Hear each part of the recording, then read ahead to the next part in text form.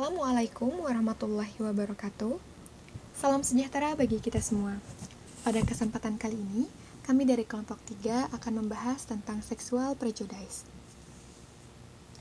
Sebelum memasuki ke materi, berikut adalah nama-nama anggota dari kelompok 3. Baik, langsung saja kita memasuki materi pertama. Yang pertama ada definisi.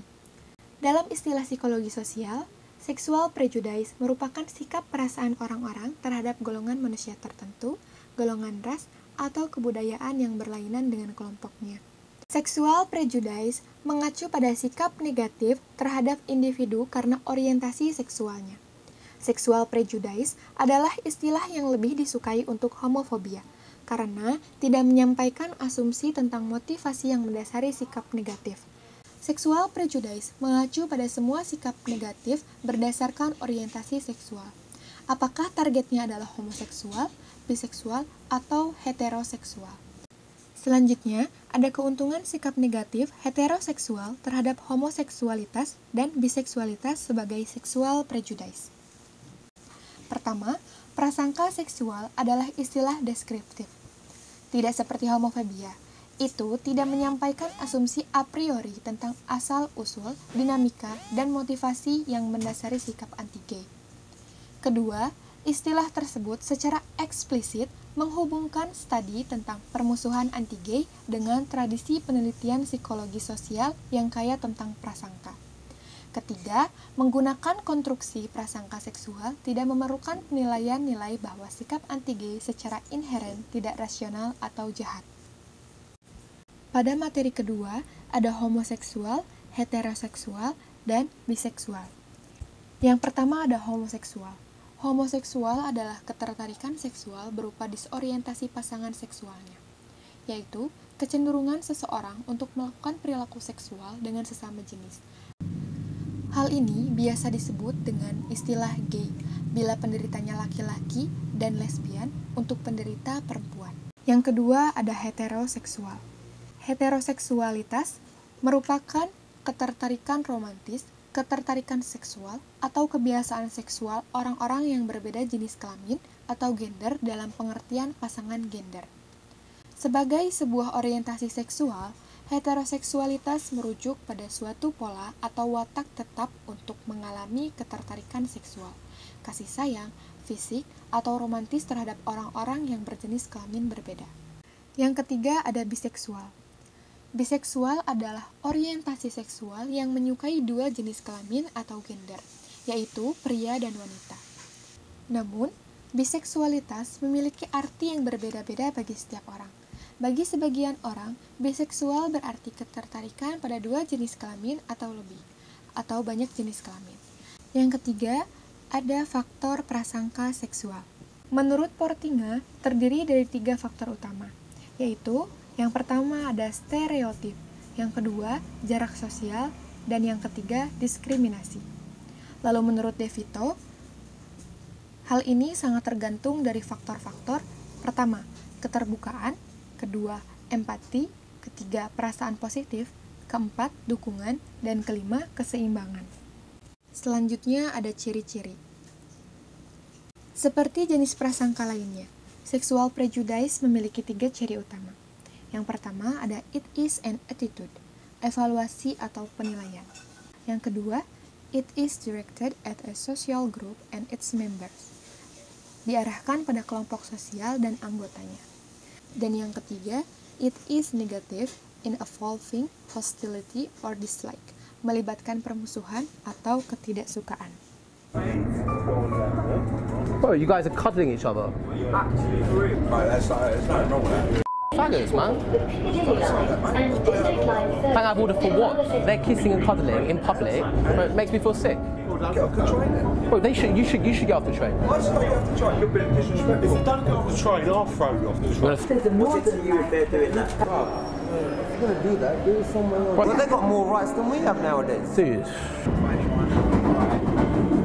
don't know what to say. You guys should go down there. get off the train. Why should I go down now? You, listen, I'm getting wound up now, and I'm going to knock you out. Stay in your own houses where you belong. I never said that I agreed with you, bro. I'm not doing anything You wrong. took a picture of someone because you don't agree with their fucking sexuality. Do yourself a favour, mate. He's winding me up now. Okay. Love is love. That's love. That's love. That's love. There's love all over this place. The only person that's making us uncomfortable here is you being. Yeah, I'm just saying it's not No, but I'm just saying that you've got such an audacity. You're mentioned. Why even? Well, so you condone this, like being gay? What's wrong with that? What's wrong with that? I feel uncomfortable by sitting next to you. What? Because I... No, I'm sorry. Look. Social dominance theory. Di sini akan ada 5 poin yang kami jelaskan. Yang pertama adalah definisi, lalu yang kedua adalah dominan dan subordinat, yang ketiga adalah struktur, lalu ada aspek-aspek, dan yang terakhir adalah mekanisme pembentukan dan pemeliharaan. Yang pertama yaitu definisi. Social Dominance Orientation atau SDO disebut sebagai Social Dominance Theory atau SDT, merupakan teori yang didesain untuk menjelaskan asal-muasal dan konsekuensi dari hierarki sosial dan berbagai bentuk penindasan yang terjadi dalam lingkungan sosial. Teori ini dirumuskan oleh Sidanius dan Prato pada tahun 1990. Secara khusus, teori dominasi sosial mencoba untuk menjelaskan mengapa masyarakat tampaknya didukung oleh suatu hierarki. Orientasi dominasi sosial adalah derajat keinginan individu untuk mendukung hierarki sosial berdasarkan kelompok dan dominasi kelompok superior terhadap kelompok inferior. Lalu yang kedua ada dominan dan subordinat. Manusia memiliki kecenderungan untuk membentuk hierarki berdasarkan kelompok-kelompok sosial, di mana setidaknya terdapat satu kelompok yang menikmati status sosial yang lebih baik dan kekuatan yang lebih besar dibandingkan dengan kelompok lain. Di dalam hierarki sosial, terdapat individu atau kelompok yang menempati bagian atas hierarki, itu disebut dominan, dan individu atau kelompok yang berada di bawah hierarki dan disebut subordinat. Hierarki sosial tersebut ditentukan berdasarkan nilai sosial positif yang didapatkan oleh individu atau kelompok sosial.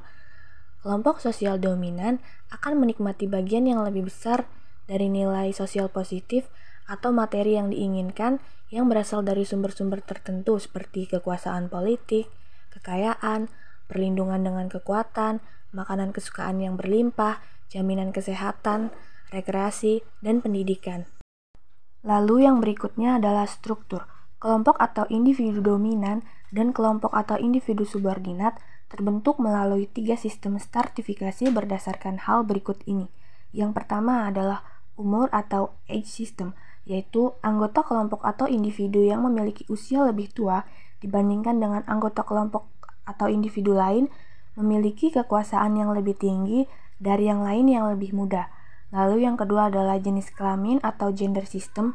Laki-laki dilihat memiliki kekuasaan lebih apabila dibandingkan dengan perempuan.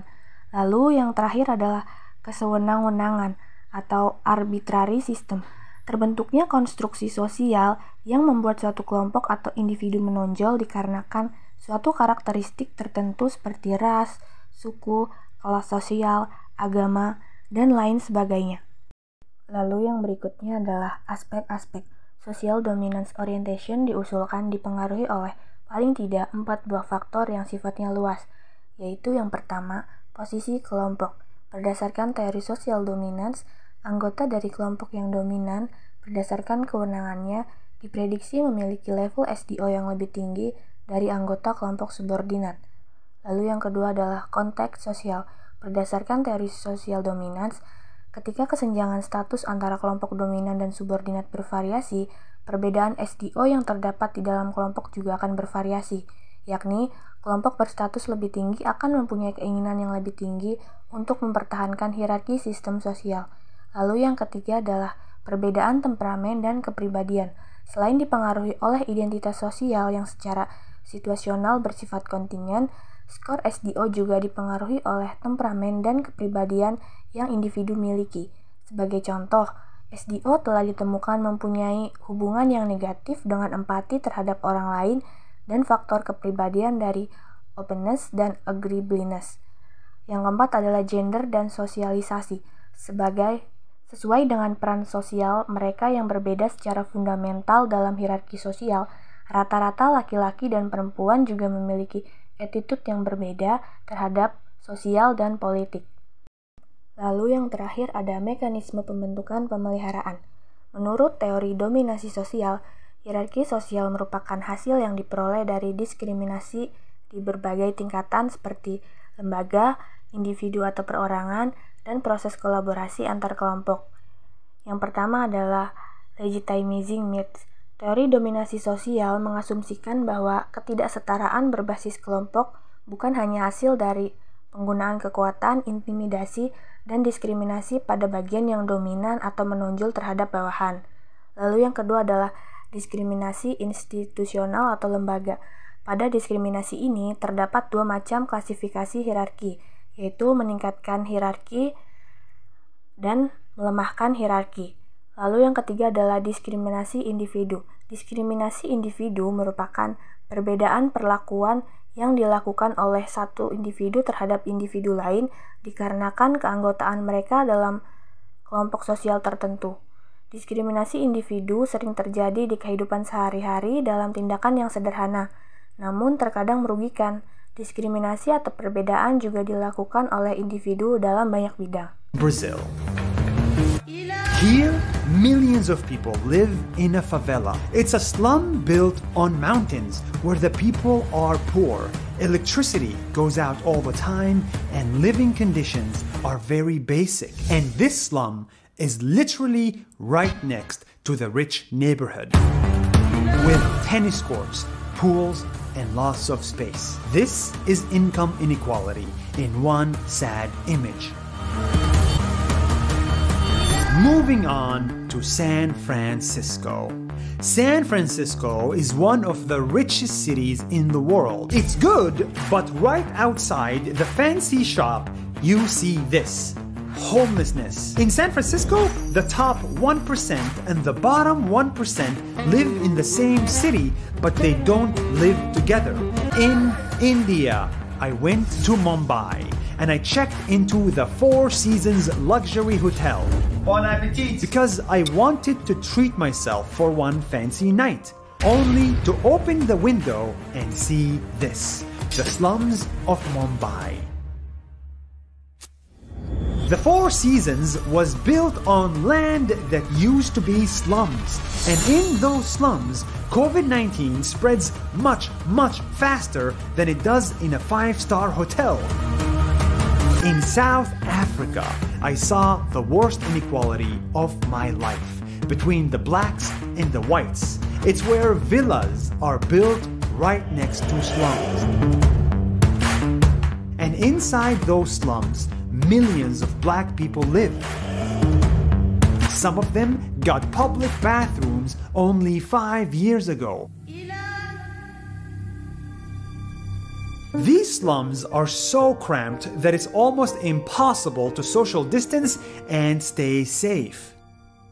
One day, I went to spend the night in one of the slums in South Africa, even when people warned me not to do it. Do that because they're going to rob you, man. These people are they thugs in there. Baik, sekian pembahasan dari kelompok 3. Terima kasih atas perhatiannya. Wassalamualaikum warahmatullahi wabarakatuh.